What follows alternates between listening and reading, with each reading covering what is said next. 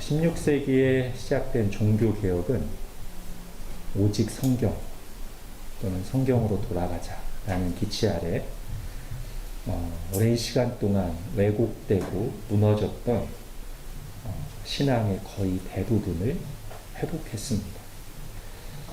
그 중에서도 가장 비중 있게 중요하게 다뤄진 영역이라면 구원에 대해서 그리고 교회에 대해서라고 말할 수 있을 텐데요.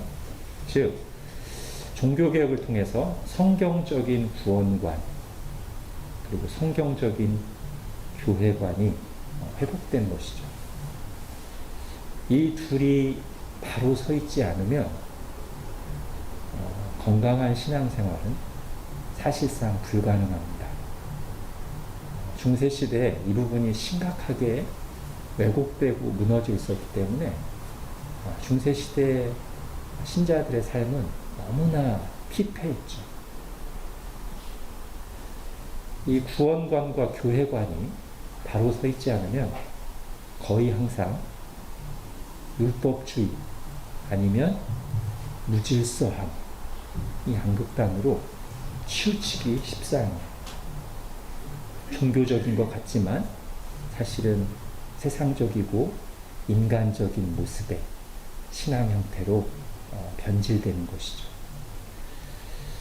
자, 종교개혁의 선봉장이었던 루터는 이 두 가지 영역에서, 즉 구원론에서 그리고 교회론에서 아주 유명하고 인상적인 주장을 폈는데, 구원에 있어서는 어떤 말이 있죠? 이신칭의, 그죠? 오직 믿음으로 의롭다함을 받는다. 예.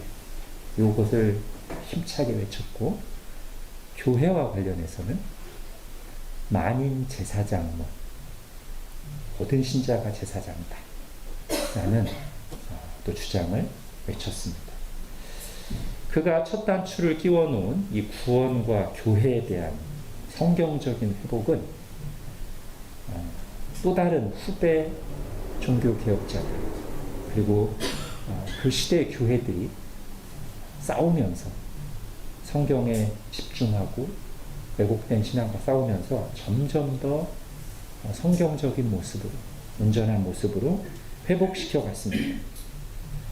루터가 만인 제사장론의 기치를 걸고 외쳤던 이 교회와 직분의 개혁은 결국 로마 카톨릭과 분리된, 참 교회라고 말할 수 없는 로마 카톨릭과 분리된 개혁된 교회, 개신교의 탄생을 가져왔고, 또 오늘날 우리가 성경에 근거하여 이해하고 있는 성경적인 직분들의 회복, 즉 장로와 집사직의 회복을 가져왔습니다.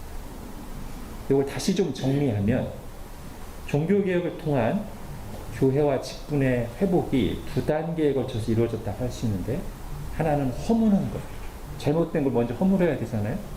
만인 제사장론을 통해서 그 전까지는 로마 카톨릭이, 지금 천주교, 지금도 그렇습니다. 우리나라에서는 신부라는 말을 더 많이 씁니다만 사실 공식 명칭은 사제예요. 프리스트.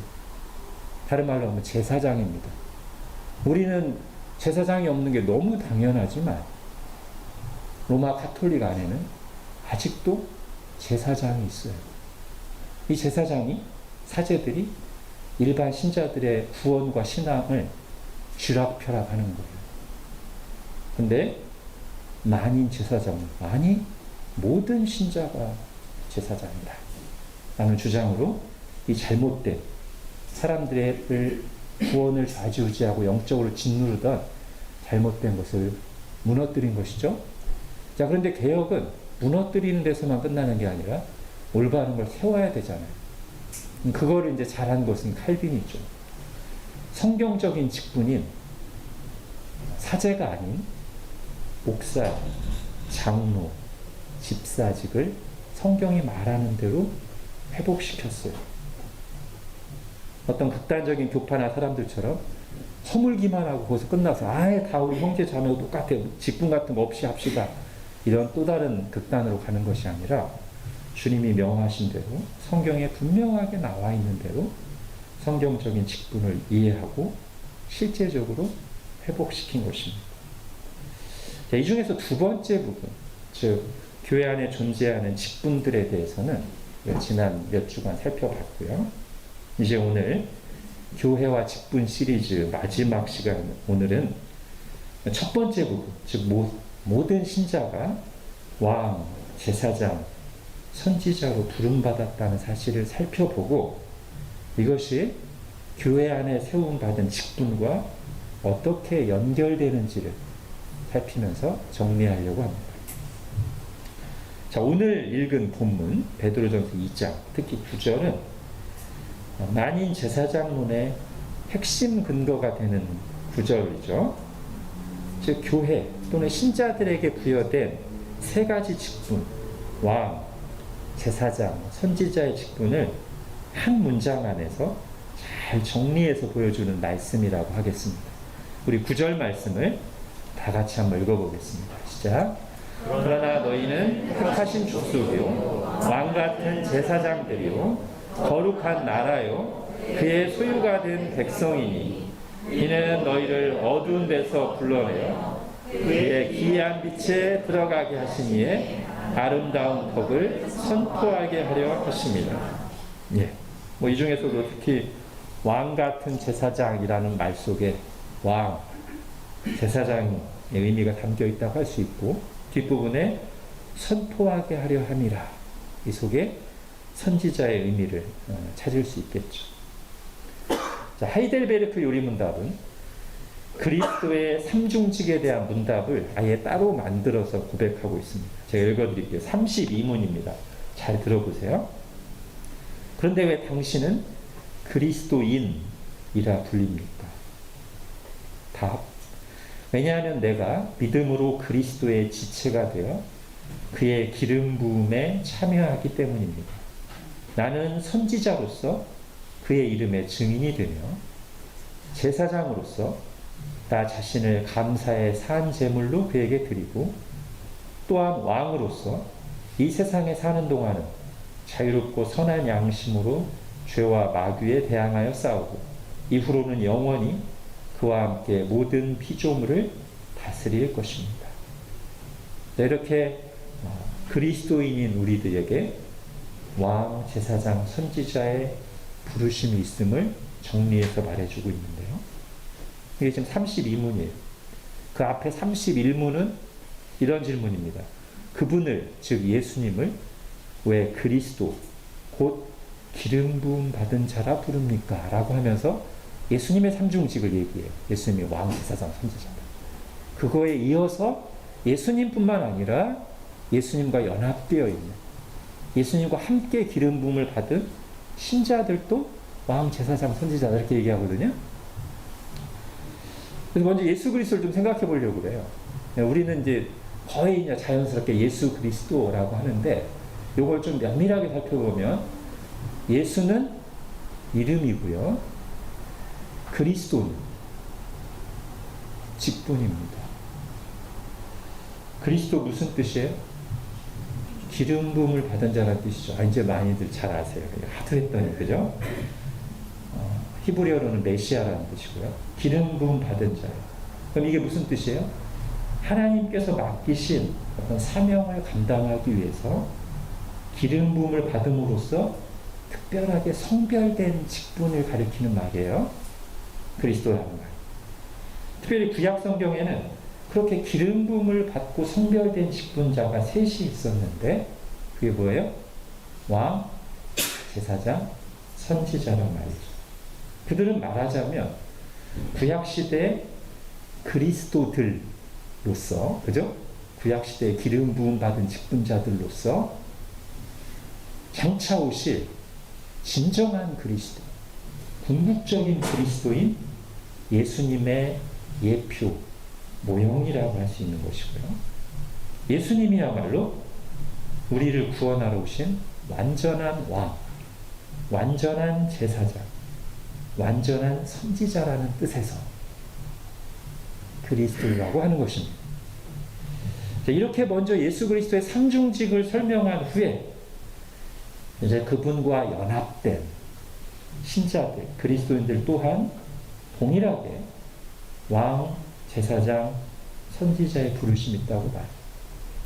제가 지금 그리스도라는 것은 이름이 아니라 직분으로서 기름 부음을 받은 자라는 뜻인데, 이는 하나님으로부터 부여받은 거룩한 사명이 있는 자라는 뜻이라고 했잖아요. 그렇다면 그리스도인들 또한 이러한 상종직을 가지고 있다는 말은 그리스도인들도 예수님과 함께 해야 할 하나님으로부터 부여받은 거룩한 사명이 있다는 거예요. 거룩한 직분자들이라는 뜻이에요. 이번에 우리가 선출할 그들만 직분자가 아니라 기본적으로는 모든 신자들이 함께 그리스도와 함께 성취해야 될 사명을 가진 직분자들이라는 뜻입니다. 다시 정리하면 우리가 예수님과 연합되어 있다고 하잖아요.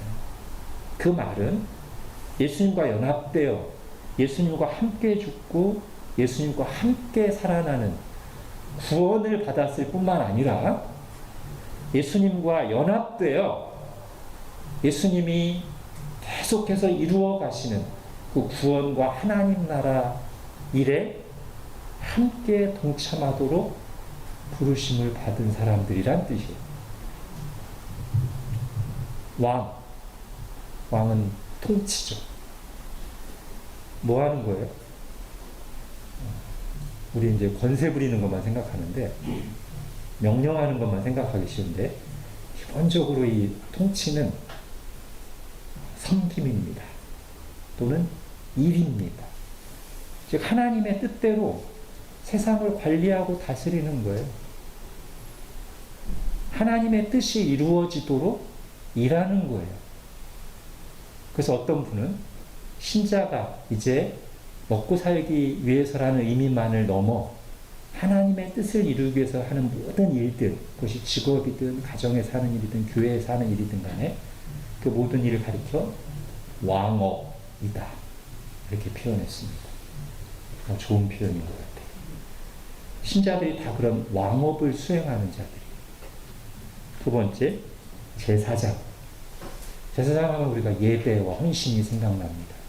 아까 우리 하이델베르크 유리문답에서도 나 자신을 감사의 산 제물로 그에게 드리고, 그죠? 로마서 12장 1절에도 너희 몸을 하나님 기뻐하시는 거룩한 산 제물로 드리라. 거기서 이제 가져온 거겠죠. 제사장들이 하나님께 나아갑니다. 또한 다른 사람도 나로 인하여 하나님께 나오도록 돕습니다. 이게 제사장의 역할이고, 신자들에게 그런 부르심이 있습니다. 예배자고 헌신자고 다른 사람도 하나님께 나오도록 돕는 다리가 되어줘야 합니다. 마지막 선지자. 예, 우리는 모두 하나님의 뜻을 잘 알고 나누고 전하도록 부름을 받았어요. 예수님의 증인으로 부름을 받았습니다. 그런 의미에서 선지자입니다. 근데 잘 생각해 보면 이 세 가지는 죄를 범하기 전에, 즉 아담이 죄를 범하기 전 창조되었을 때 인간이 본래 처음부터 하나님으로부터 부여받았던 사명의 회복이라는 관점으로 볼 수 있어요. 왜냐하면 하나님께서 처음 인간을 창조하실 때 어떤 명령을 주셨어요?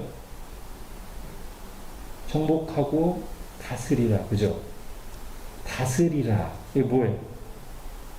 왕업이잖아요, 그죠? 그러니까 처음부터 인간은 그 존재 자체가 하나님의 뜻을 수행하는, 이 땅에 하나님의 뜻이 펼쳐지도록 하는, 즉 하나님의 나라를 이루는 일을 하는 대리 통치자로 청지기로 부름을 받았습니다. 자, 이렇게 표현하면 이제 처음부터 인간은 왕적인 사명을 받았구나 라고만 생각할 수 있지만, 이게 이제 구체적으로 진행되려면 왕의 역할만 하면 안 되고요. 먼저 인간은 하나님과 바른 관계 속에서 일을 해야 되기 때문에 예배자의 자리에 있어야 되고요. 그리고 이제 생육하고 번성하라고 했는데 혼자 사는 것이 아니라 자식들을 낳고 많은 사람들과 같이 일하다 보면 결국 제일 먼저는 자식들에게 얘기했지만 계속 하나님의 뜻을 전하고 가르치고 양육하는 일을 해야 돼요. 그죠? 그러다 보니까 창조된 인간이 이 땅에 하나님의 나라를 펼쳐가려면 왕, 제사장, 선지자의 사명을 감당했어야 되는 것입니다.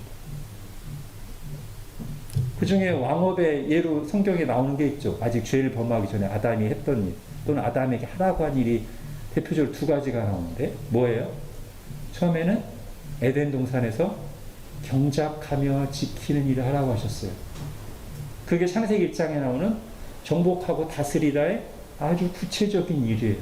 다스리라라고 하니까 보좌에만 앉아서 명령하는 걸 생각하는 게 아니라 인간이 하나님의 뜻대로 세상을 다스릴 때 일을 해야 된다고요. 그게 왕업이에요. 경작하며 다스리는, 오늘날 농사짓는 이게 왕업이에요. 또 하나 뭐가 나와요? 하나님께서 하나님의 피조물들, 동물들을 아담에게 데려오니까 아담이 뭐합니까? 이름 짓기를 하잖아요. 왕업이에요. 관리하고 다스리려면 이름을 짓고 라벨링을 하고 카테고리화하고 해야 되잖아요. 왕업이에요. 오늘날 우리가 하는 모든 일들이 우리가 하나님과의 다른 관계 속에 든다면 다 왕업이 되는 것이죠. 자, 그런데 이 아담이, 첫사람 아담이 죄를 범하면서 어떤 일이 일어나요? 하나님과의 관계가 깨지죠.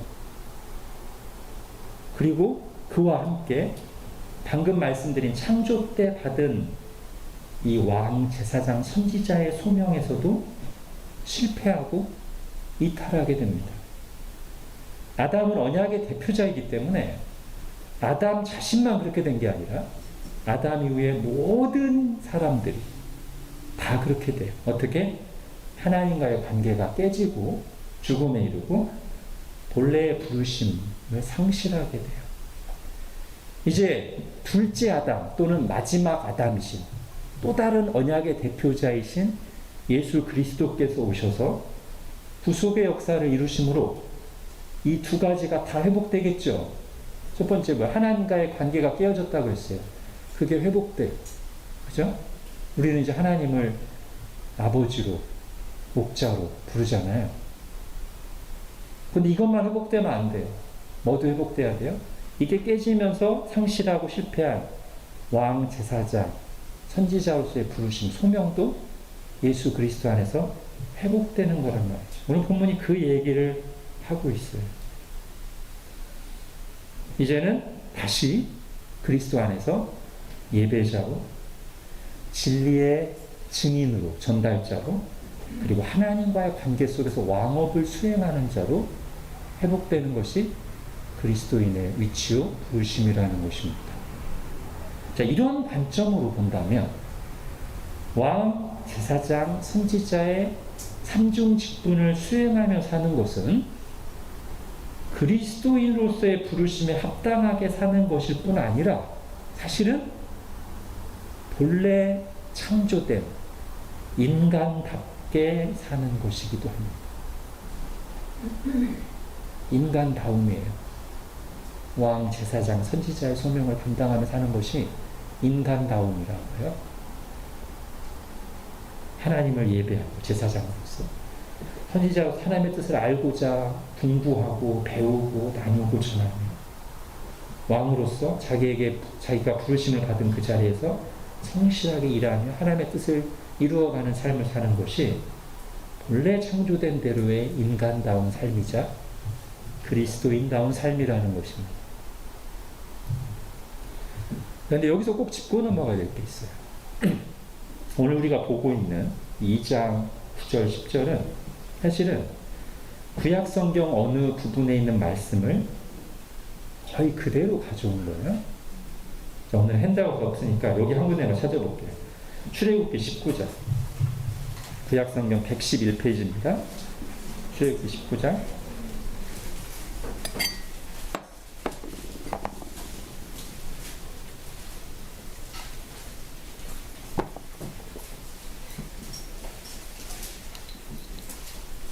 출애굽기 19장 5절 6절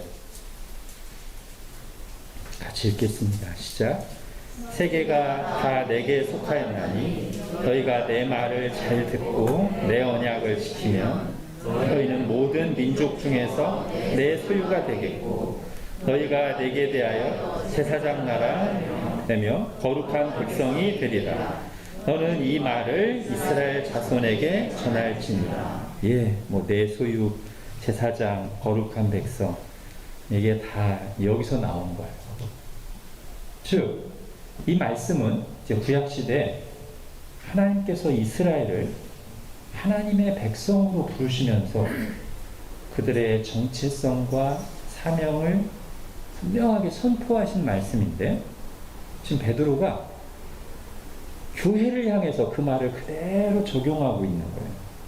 즉, 구약시대에는 아브라함의 혈통적인 후손인 이스라엘 민족이 이런 부르심을 받은 하나님의 백성이었지만, 이제 신약시대에는 혈통과 관계없이 어느 민족, 어느 종족이든 간에 예수 그리스도를 믿는 이들이 모인 이 교회가 그 부르심을 받은 하나님의 백성이라는 것을 분명하게 선언하는 거예요.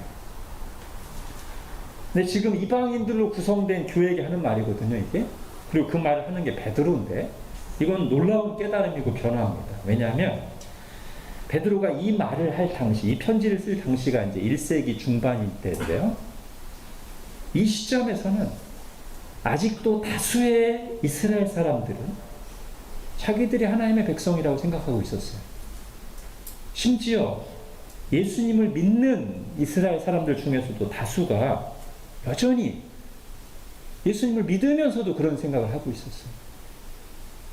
사실은 처음엔 누구도 그랬어요? 오늘 이 글을 쓰고 있는 베드로도 그랬어요. 사도행전 10장에 보면 베드로가 하나님의 인도하심을 따라서 이방인, 그러니까 로마 장교 고넬료 가정에 가서 복음을 전하는 장면이 나오는데요. 그때 베드로의 언행 하나하나를 보면 이방인들을 향한 편견이 가득한 모습이 여기저기 드러나요. 즉, 이스라엘만이 하나님의 백성이고 저 이방인들은 상종해서는 안 될 죄인들이라는 의식이 베드로가 예수님을 믿고 몇 년이 지난 후에도 여전히 있었습니다. 근데 하나님이 가라고 하시니까 어쩔 수 없이 온 거야. 이런 느낌이 강했어요, 베드로. 근데 거기서 이제 고넬료 가정이 예수님을 믿는 거 보고 한 번 깨졌는데, 그 뒤에 성경을 자세히 보니까 이때 한 번으로 베드로의 편견이 다 깨진 건 또 아니었어요. 그 후로 또 수년이 지난 뒤에 안디옥 교회에서 베드로와 바울과 또 몇몇 사람들이 만난 적이 있어요. 그때 이방인 신자들이 같이 있었거든요. 근데 베드로가 바울과 함께 이방인 신자들과 같이 식탁 교제를 나누고 있는데, 예루살렘 교회에서 이스라엘 신자들이 온다는 말을 듣고는 베드로가 그들의 눈치를 보고 그래서 자기들이 피했다가 바울한테 된통 깨지죠. 그죠? 무슨 말입니까? 그때까지도 베드로는 아직도 이방인들이 이제 신약시대의 하나님의 백성이고, 구약의 이스라엘 향한 부르심이 신약시대 교회로 왔다는 사실을 아마도 정확하게, 확고하게는 가지고 있지 못했던 것 같아요. 근데 지금 베드로가 오늘 이 베드로전서에서 이방인 교회 편지를 쓸 때는 모세를 통해 이스라엘에게 주셨던 이 하나님의 백성으로서의 부르심을 그대로 이방 교회에 적용하고 있는 거예요. 이제는 교회가 하나님의 백성이라는 확실한 깨달음과 확신이 있었던 것이죠. 그럼 베드로를 포함한 이스라엘 사람들이 그들의 오랜 역사와 전통과 편견 때문에 이 말씀을 교회에 그대로 적용하는 게 힘들었다면, 오늘날 이 시대의 신자들은 또 다른 방식으로 이 말씀을 교회에 적용하는데 어려움을 겪습니다. 어떤 의미에서 그러냐면, 이 말씀을 교회 공동체적으로 적용하는데 항상 소홀하거나 실수하는 경향이 있어요. 분명 출애굽기 19장 5절 6절 말씀과 오늘 베드로전서 2장 9절 말씀이 똑같은 내용을 담고 있는 말씀임에도 불구하고 우리들은 출애굽기 19장 말씀을 읽을 때는 이스라엘 사람 개개인에게 적용하기보다는 거의 자연스럽게 이스라엘 민족에게 적용하거든요. 출애굽기 19장 말씀은. 근데 똑같은 말씀인데 베드로전서 2장 9절 10절 말씀을 읽거나 들을 때는 교회에게 주시는 말씀으로 듣기보다는 자연스럽게 개인 신자에게 나에게 주시는 말씀으로 바로 넘어가는 경우가 대부분이라는 거예요. 오늘 본문을 잘 보면 택하신 족속, 거룩한 나라, 백성, 이게 개인에게 쓰는 단어가 아니거든요. 그죠? 공동체적인 단어들이잖아요. 이런 단어가 분명하게 반복해서 나옴에도 불구하고 이 말씀을 듣는 즉시 개인에게 적용해요. 공동체적인 적용은 없이. 그만큼 우리 신앙이 개인주의화 되어 있고 또 우리가 사는 이 시대가 개인주의적인 풍조가 너무 강하기 때문입니다. 우리는 본래 성경의 의도를 따라서 이 말씀을 공동체적으로 주어진 말씀, 즉 이제는 하나님의 백성이 이스라엘 민족이 아니라 교회라는 사실을 밝혀주는 말씀으로 먼저 이해하고 받은 후에 그러고서 그래 근데 우리가 바로 그 교회의 지체니까 개인에게도 적용할 수 있다 이렇게 받아들이는 게 맞다면, 그렇다면 이 말씀에서 우리가 먼저 들어야 될 메시지는 이것입니다. 교회가 어떤 기관이요 어떤 사명을 하나님께 받은 존재인가를 알아야 한다는 거예요. 즉 아무리 세상이 볼 때 미약해 보이고 아니 우리 스스로 볼 때에도 문제가 많고 연약해 보일지라도 교회는 하나님이 택하시고 부르신 거룩한 하나님의 백성이며 이 땅 위에서 하나님의 뜻을 알고 행할 유일한 기관이라는 거예요. 이 말씀을 통해 그걸 받아야 돼요. 교회만이 이런 부르심을 받았고 예수 그리스도의 몸된 교회만이 하나님의 은혜와 도우심 속에서 이 사명을 인식하고 수행할 수 있는 유일한 공동체, 유일한 기관이에요. 그러니까 이 말씀을 들으면서 아 그래 내가 하나님의 백성 이렇게 바로 넘어가기 전에 아 교회가 그런 곳이구나, 내가 교회를 그렇게 생각해야 되는구나 라는 적용이 먼저 있어야 된다.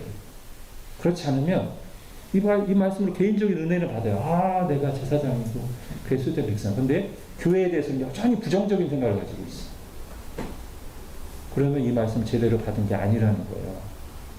이 말씀을 통해서 먼저 아 교회가 그런 곳이구나, 교회가 이제는 구약의 이스라엘과 가끔 그런 곳이구나, 교회만 이 땅의 유일한 하나님의 기관 공동체구나, 교회에 대한 인식이 바뀌어요. 교회에 대한 인식이 새로워져야 돼. 그런 적용을 한 뒤에 개인 적용으로 들어가야 됩니다.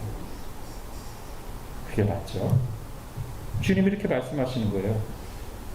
교회여, 너희는 하나님이 보실 때 이렇게 특별하고 존귀한 존재다. 이 세상 어떤 기관이나 공동체와도 다른 거룩한 기관이요 공동체다. 너희 대신 예수 그리스도를 따라 너희도 이 세상에서 왕, 제사장, 선지자의 부르심을 받고 감당해야 될 하나님의 백성 공동체다. 이렇게 이해와 적용이 있어야 된다. 그렇다면 이렇게 우리가 교회 우리의 정체성과 사명을 인식한다면 구약시대 하나님의 백성이었던 이스라엘의 실패가 무엇인지를 살피고 이제 우리가 그런 동일한 실패를 하지 않도록 적용해야 되겠죠. 자, 이 부르심과 관련해서 이스라엘의 실패가 뭡니까? 그거를 가장 재미있게 그리고 대표적으로 보여주는 책이 뭐냐면 요나서예요. 그러니까 요나 한 개인의 얘기를 다루고 있지만 사실은 성경이 그걸 통해서 말하려고 하는 것은 요나로 대표되는 이스라엘 사람들의 그 편협한 선민의식, 자기들만이 하나님 백성이라고 생각하고 하나님은 사실 이스라엘을 모판으로 삼아 모든 민족을 구원하기를 원하시는데 그런 하나님의 마음을 전혀 모르는 그런 쪼박빠진, 교만한, 위선적인 구약의 하나님의 백성 이스라엘의 모습을 보여주는 거거든요. 아까 출애굽기 19장에서 이스라엘 부르시면 너희는 제사장 나라라고 했잖아요. 이 제사장이라는 말 속에 이미 그들 자신뿐만 아니라 그들을 통해 다른 민족들이 하나님께 나와야 된다는 뜻이 분명히 담겨 있어요. 그죠? 왜냐하면 이스라엘은 제사장을 잘 알고 있거든요. 이스라엘 안에 제사장이 있어요. 근데 제사장만 하나님께 나가는 게 아니죠?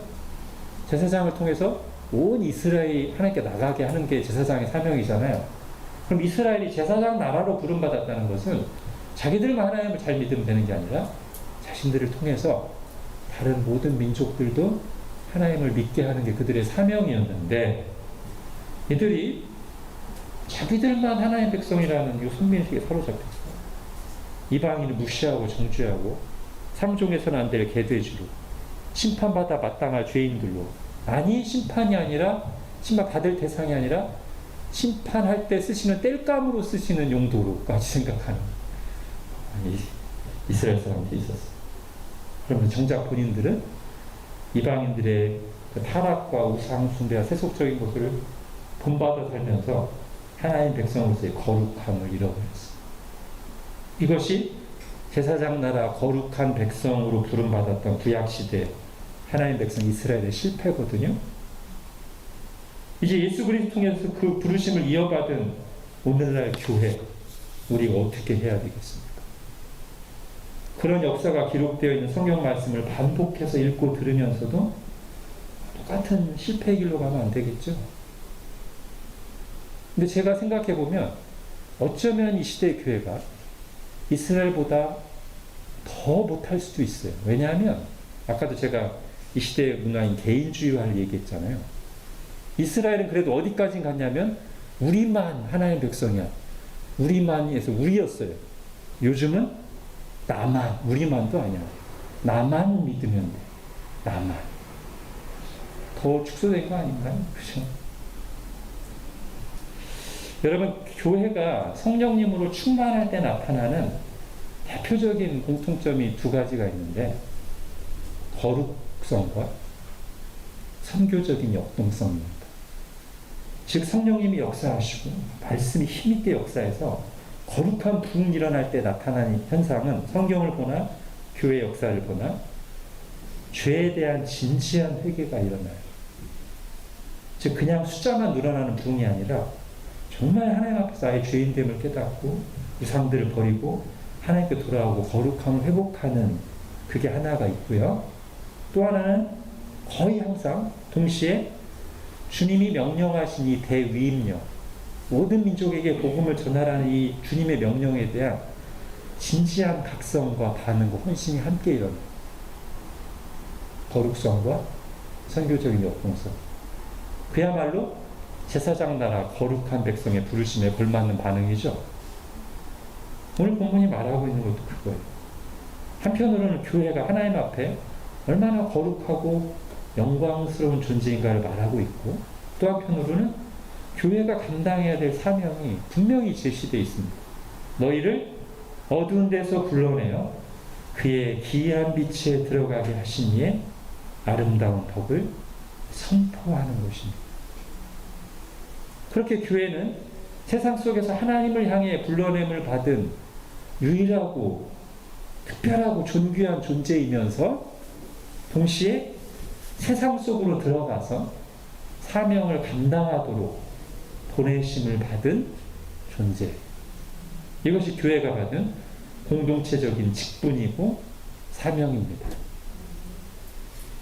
이렇게 교회가 교회답게 서서 하나님께 받은 직분, 사명을 잘 수행하도록 이제 교회 안에서 교회를 돌보고 섬기는 이들로 세움받은 게 누구예요? 우리가 몇 주가 살펴본 교회 직분자들이라. 장로와 집사라. 정리해 보겠습니다. 교회, 곧 모든 신자들을 왕, 제사장, 선지자의 삼중 직분으로 부르신 분이 또한 교회 안에 그들을 섬기도록 장로와 집사라는 직분자를 두셨습니다. 하나님께서 그렇게 질서를 정하시고 그걸 통해 일하신다는 거예요. 또 다르게는 모든 신자들이 전도해야 돼요. 할 수 있고 아니 해야 돼요. 그러나 교회에서 그 신자들을 구비시키기 위해서 공적으로 가르치고 설교하는 일은 그 일에 부름받은 직분자의 역할이라는 거예요. 모든 신자들이 예배해야 돼요. 제사장으로서. 근데 그 예배가 하나님의 뜻에 드려지도록 잘 준비되어 바르게 예배하도록 구비하고 가르치고 지도하고 성례를 집례하는 것은 역시 그 일에 부름받은 직분자의 역할이에요. 모든 신자들이 세상 속에서 빛과 소금으로 왕업을 수행하고 하나님 뜻 실천하고 다스리는 역할을 해야 되는데 그 신자들은 또한 교회 안에서 하나님이 세우신 질서에 따라 직분자들을 통한 다스림과 돌봄을 받는 것이 하나님의 뜻입니다. 이렇게 직분자들이 자기에게 맡겨진 사명을 충실히 감당하고 그래야 해서 모든 신자들이 교회를 향한 하나님의 부르심을 교회의 공동체적 직분을 잘 이해해서 교회가 함께 왕, 제사장, 선지자의 직분을 수행하는 것, 이것이 하나님의 뜻이다. 이 모든 일의 모범이 되시는 분은 바로 진정한 직분자이신, 최고의 직분자이신 예수 그리스도이십니다. 예수님은 이스라엘과는 달리 그리고 개인주의화된 신앙인들과 달리 자기 중심, 이스라엘 중심이 아니라 온 민족 구원을 위해서 자기 자신을 내어주셨습니다. 하나님이 맡긴 사명을 감당하기 위해 죽도록 충성하셨습니다. 자기를 부인하고 자기 십자가를 지니 내 뜻대로 마옵시고 아버지의 뜻대로 하옵소서 순종하셨습니다. 우리 지난주에 했죠. 하나님 나라를 이루는 원리가 순종이라고. 우리의 직분자의 모델이 되신 예수님이 바로 그 순종의 모범을 보여주셨어요. 하나님께서는 그런 예수님을 향해 내 사랑하는 아들이요 내 기뻐하는 자라 하셨고 죽기까지 낮아지신 예수님을 모든 이름 위에 뛰어난 이름으로 높이셨습니다. 예수님께서 십자가 살리신 피값으로 교회가 세워졌고 그분의 순종과 사랑이 강같이 온 땅에 흘러 세계 곳곳에 수많은 이들이 구원받고 하나님 나라에 들어오게 되었습니다. 그리고 이제도 주님께서는 교회를 향해 나를 따르라 말씀하십니다. 나를 따르라. 직분자의 진정한 모범이 되시는 예수님께서 왕, 제사장, 선지자라는 공동체적 직분을 받은 교회를 그렇게 부르십니다. 나를 따르라. 또한 그런 교회를 하나님의 뜻대로 돌보고 섬기도록 세움받은 직분자들도 당연히 직분의 최고의 모범으로 예수님을 모델로 삼고 본받아야 됩니다. 바울이 그랬습니다. 바울이 직분자의 대표로서 교회를 향해 이렇게 말했습니다. 내가 그리스도를 본받는 자가 된 것 같이 너희는 나를 본받는 자가 되라. 아멘. 기도하겠습니다. 하나님, 몇 주간에 걸쳐서 교회와 직분에 대해서 하나님 말씀을 들었습니다. 이것이 처음 하나님 창조하실 때부터 인간을 향한 그리고 하나님의 백성들을 향한 거룩한 뜻이요 부르심이라는 사실을 오늘 다시 확인했습니다. 그리고 예수님이 바로 그 일에 최고의 모범이 되신다는 사실을 다시 한번 들었습니다. 우리를 구원하신 예수님의 그 은혜를 굳게 붙잡고 나를 따르라 하시는 주님의 말씀에 순종하여 개인적으로 그리고 교회를 잘 하나님 뜻대로 이루어 공동체적으로 주님을 잘 본받고 따르며 하나님 나라의 사명을 수행하는 저희 모두가 되게 하여 주옵소서. 예수님의 이름으로 기도합니다. 아멘.